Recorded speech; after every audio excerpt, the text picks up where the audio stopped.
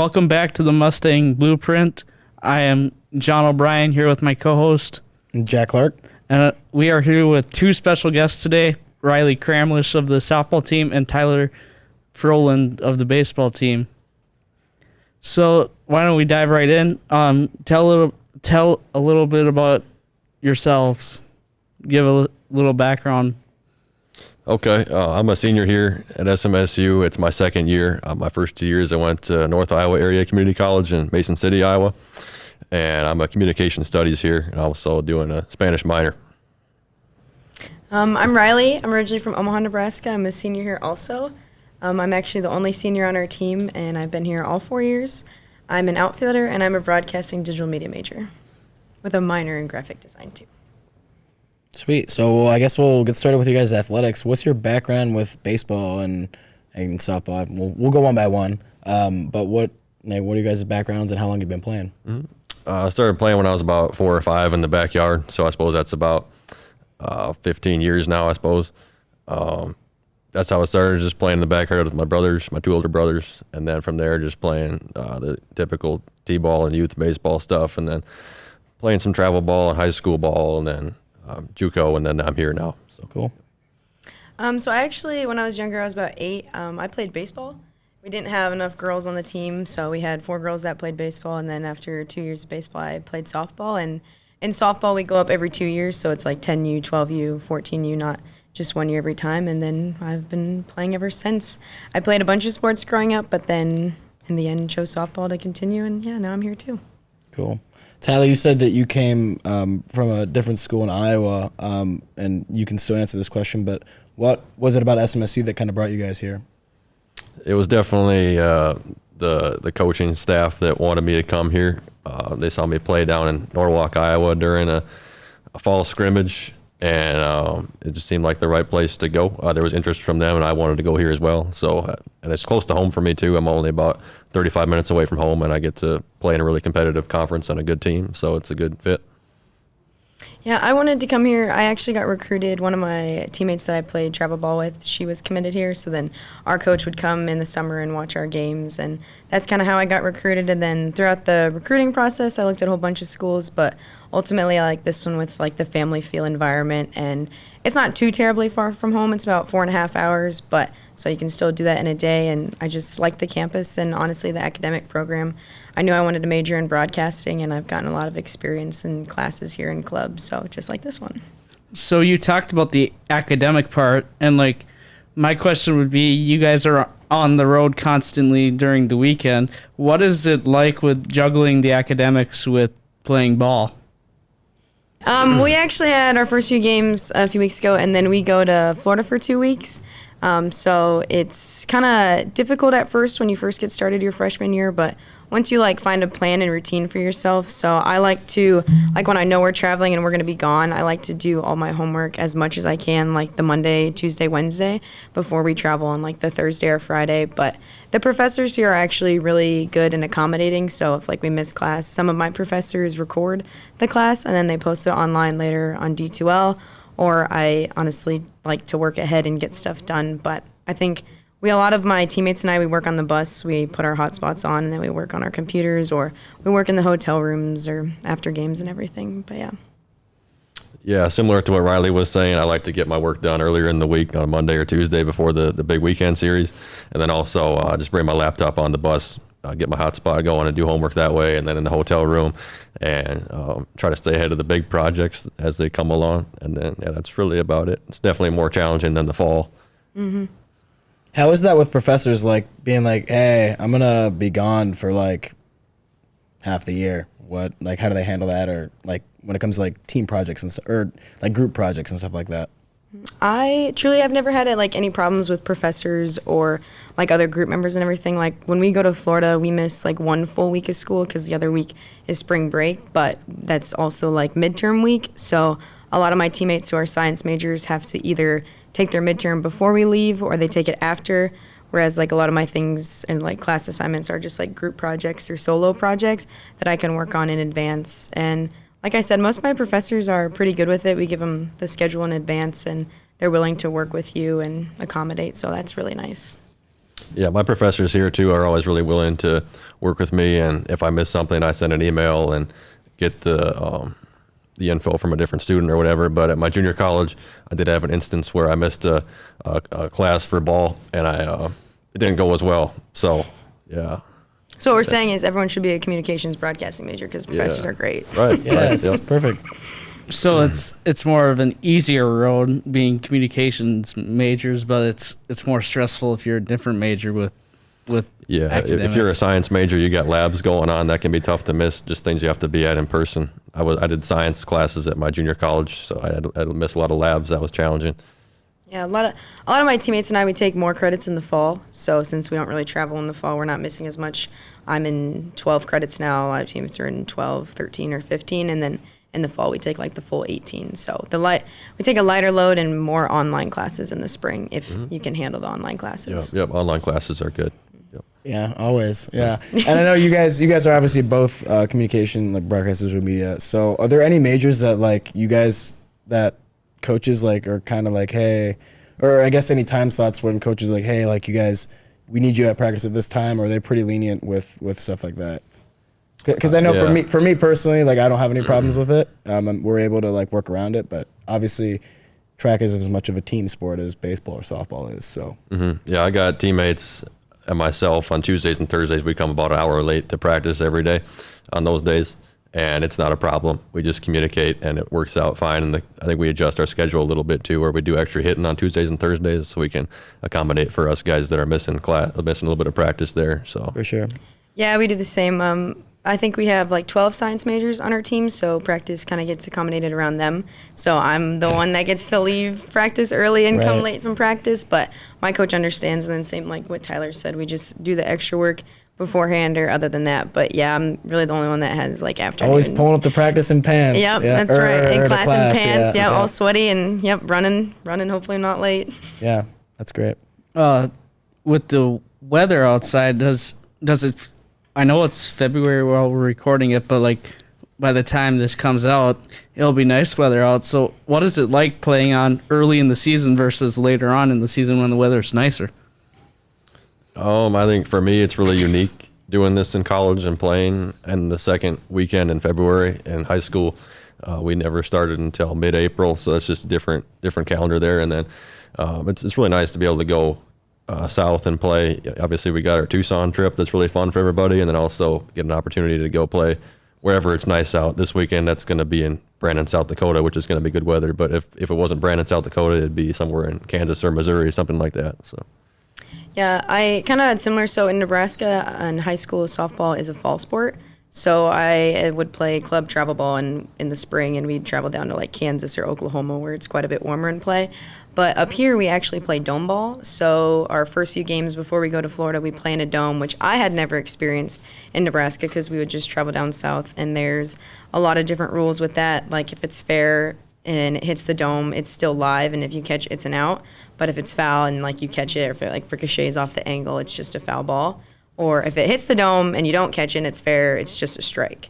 So there were a lot of rules when I was learning it that I had to get used to. And then luckily the weather's been nice enough. We've been able to go outside this week. For now, yeah. And now we've been able to go outside, but it's different, or not different, but we both use the PE, baseball and softball. So usually softball practices before them, and then we go head outside, luckily like around 12 and 2 when it's still a little bit nicer. And then yeah, we make a yearly trip every year down to Dort in Sioux Center and practice for like 3.5 hours down there, just so like us outfielders can get like real fly balls, just because obviously you can't hit real fly balls in the PE. you can only throw it so high in the RA, you know? Yeah, so we make accommodations, and like we go outside as much as we can, put on layers, practice. We're practicing on the football field right now. That way we're not squishing up our field, so we can play on it when conference comes around. How's that going back between turf and grass for you? Is it kind of natural at this point, or? I like it. It's not too difficult. I think most of like our first games like of the year are all on turf, and then when we get to conference, it's not too bad. But as an outfielder, I don't really mind. Yeah. Yeah, I think I don't play infield either. I play outfield. But I have played infield before, and turf, the ball's going to skip a lot faster. It's going to be a lot faster, but there's not going to be bad hops, so it's really predictable to play the turf. Early season games are usually on turf, so when you get on the dirt, especially early in the spring, the ground's still pretty frozen, so it can be challenging. There's going to be some bad hops and the ball's going all over the place. But yeah, it's an adjustment you got to make eventually. What do you guys look forward to the most, like, at this point of the season? Like, what are you anticipating? Is it just, finally getting out and being able to compete and play, or is there, a specific person or relationship that you always, It's definitely for our team just getting outside and playing against a different opponent because since we've been here, since winter break, we've just been playing against our own guys. Right. We can't obviously play a baseball game in the PE, but we're doing live at-bats where our pitchers are throwing to our hitters, and the hitters are really starting to figure out what kind of stuff the pitchers have. And, yeah, it'd be nice for everybody to face different competition for sure. Yeah. Yeah, it's nice to get out and play different teams, like you said, like you're doing live at bats. Obviously, like pitching staff knows what they want to throw our hitters because they know what our weaknesses and everything. But we had our first couple games. It's kind of nice just to like see where we're at before conference and like see what we need to work on, whether that's cuts, hitting, like defense, like little blooper balls and no man's land, stuff like that. So it's nice just to see where we're at and then go out and play more games because I think we play about 58 games this year. And then we go, and then we'll be ready to go come conference time. How many games do you guys play? Oh, in the regular about season? 50. Yeah. Oh my gosh. Yeah. That's And is it more of a sprint than a marathon to Yeah. get the games in? I feel like the spring semester like just flies by. Yeah, definitely more like a Yes, sprint, yes, it John, is. because you got about 3 or 4 months where you got to get in 50 games. That adds up to be about at least 7 games a week, usually 4 on the weekend, and then 2 in the midweek, six games, something like that. And we always play doubleheaders, so we play Yeah. 2 games every day. So usually it's 4 games in a weekend. And are doubleheaders the same length of inning? For softball, it is. We always play 7 innings for softball. Yeah, we usually do a 7 and then a 9. Okay. Okay. Do you ever go to 9 on that first game, or what's the deal with the rules on that? Now, typically the 9 will be the second game because you want to have that ability. If the first game goes into extra innings, you can make the second one go down to 7 innings. Right. Oh, okay. I got you. Yeah. Okay. That's smart. It has to do with pitching because pitching in softball and baseball is different. Like, could you explain like how like softball you can throw the same pitcher out there every time, but with baseball you have to have certain amount of rest with number of pitches. Yeah, you kind of said that spot on. Like softball, there's no like pitch limit. So, and I would say probably like pitching underhand is a little bit more of a natural movement. There's obviously still arm injuries, but not as like drastic. I'd say it's like overhand throwing, but yeah, there's no pitch limit on softball. You can have the same pitcher throw every game if she can, but it's nice to get a good change in there. I don't think we technically have a pitch limit like high school has, but they're definitely, you don't want guys going out there much more than 100 pitches for your starter, definitely. And then you want to keep an eye on how many pitches your relievers are throwing in the weekend as well, because pitching is really demanded on the arm, and I've seen lots of arm injuries on our team this year and throughout the years of my playing.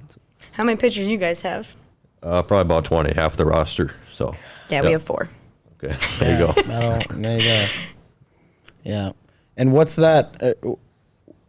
Kind of walk us through a day that you would have for one of these double headers. Like what do you guys, walk me through it? Yeah. Usually eat breakfast in the hotel at about 8 o'clock if we're on the road, and then get to the field at about 10:30. And then when you get to the field, you kind of just do your own thing for a little bit. The pitchers go play hacky sack or do whatever the heck they do.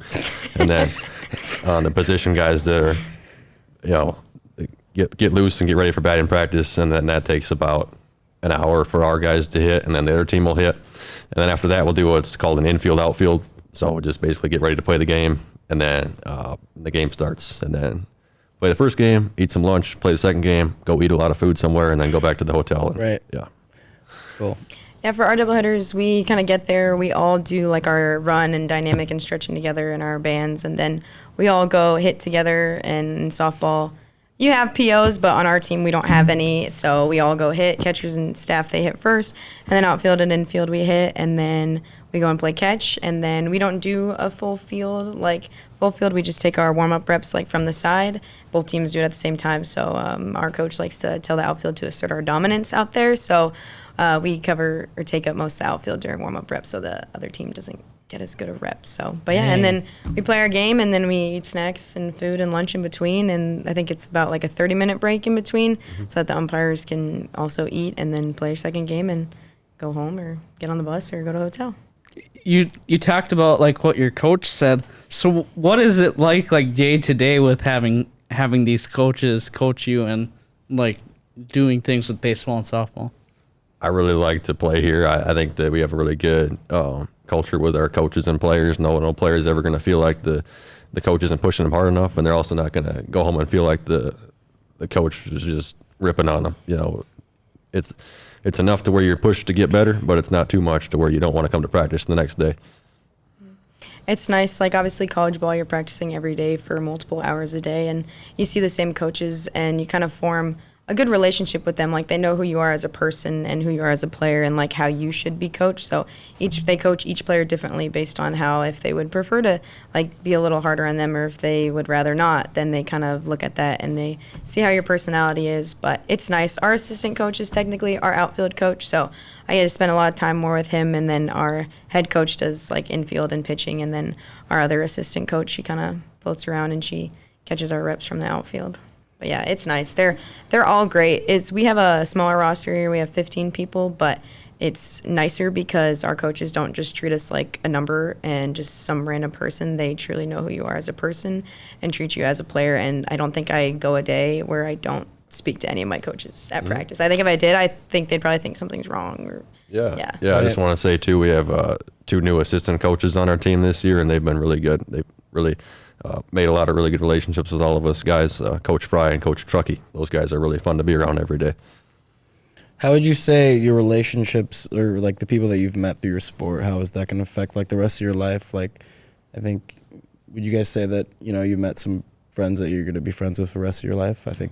Yeah, I would say so. I think it's interesting. We talk about we had a recruit the other day, and her family asked how the alumni turnout is, and they all looked at me because obviously I probably know most of the alumni, and a lot of my good friends have graduated. Some of my best friends have graduated, and they still come back. Like we played this past weekend, and 2 of them came randomly and just surprised, just to support. And I have some of my best friends that are still here and get to see them every day, and just some of my friends that I enjoy spending time with. And I don't think I'll ever like not speak to them. It's hard not to speak to them because it's like you're with them every day. It's hard not to form a relationship with them.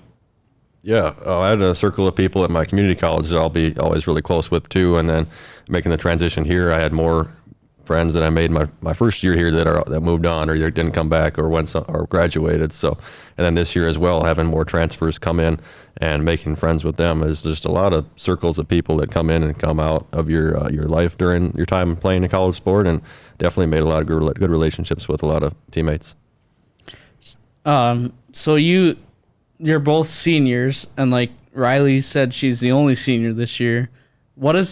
Are you both taking steps to be leaders this year? Like leadership top of the mind as players, because Riley's the only senior on her team, and Tyler, you're a senior as well. Yeah, I think for me, we got definitely more than one senior on the team. We got at least 10, I think. And then, so we're all kind of collectively just leading the team. But I'm sure it's different for Riley being the only one. Yeah, I've kind of took that approach of like just like people are like seniors that I've had in the past or people that I've looked up to as leaders, and whether that they lead by example, lead more vocally, or just kind of like performance-wise.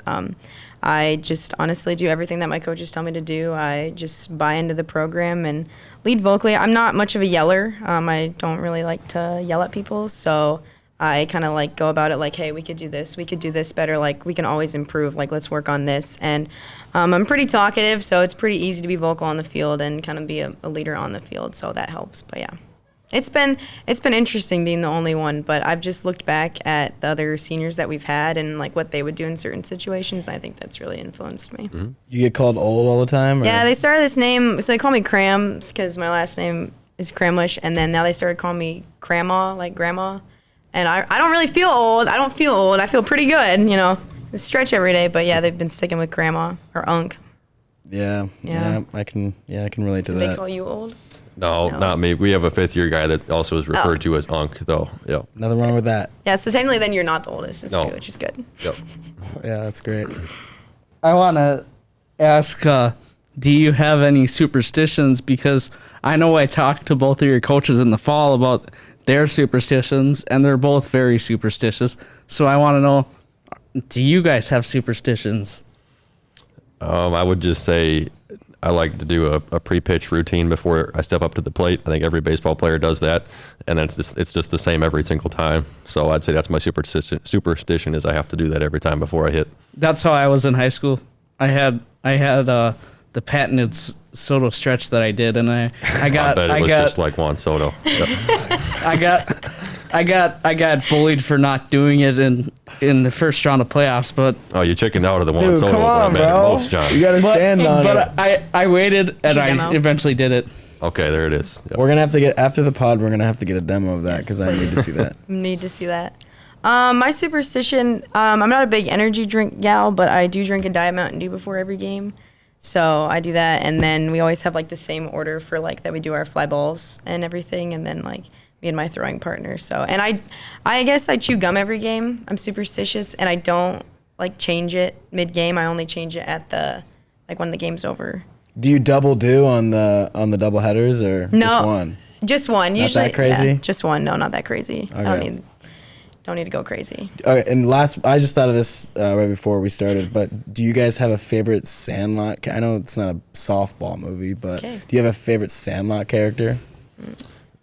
Yeah, I'd say the catcher. Yeah, The redhead. Yeah. What's his name? Name's not coming to my head. Ham? But Is it Ham? Hammy? Yeah, Yeah. Ham. Ham, We yeah. quote him like every other day at there practice. you go. Yeah, I like him. Especially when we do live at bats. I'd probably say like Squints. All right. Yeah. Or Smalls. That's what I got called when I was a kid, was Smalls, probably because I was like 4'2" and like 100. Not even. When you were a kid? Yeah. Not anymore. Not anymore? No, All I've right. been promoted to All right. Cram. Cool. All right, John, you want to send us off? The last question I have for you is like, once you guys graduate from SMSU, what do you want your impact to be when leaving SMSU, and what do you want like your players that are underclassmen to say about you when you graduate? Oh, I would hope that the teammates I've crossed paths with that are still here next year can say that I was a positive presence to be around every day at practice and in the weight room. And I think that's just the main thing is hoping that I was a good teammate to them the whole time. I'd kind of agree with him. I think just being a positive presence and someone that just played aggressive. Like, I come every day wanting to work hard and win. Obviously, everybody likes to win, but I think just kind of being a fun person and someone that they could always go to and like always kind of make my teammates laugh. I mean, I'll always be referencing TikToks and none of them know it, but they'll still laugh just to make me feel better, I guess, about myself. But I think, yeah, just making a positive presence on my team and getting lifelong friends from the experience. Cool. Uh, Yeah, well, thank you guys for accepting this interview. It was a great time having you on. Thanks for having us. Thanks for having me. Yeah, of course. Thank you for listening to the Mustang Blueprint podcast. We'll see you in the next episode.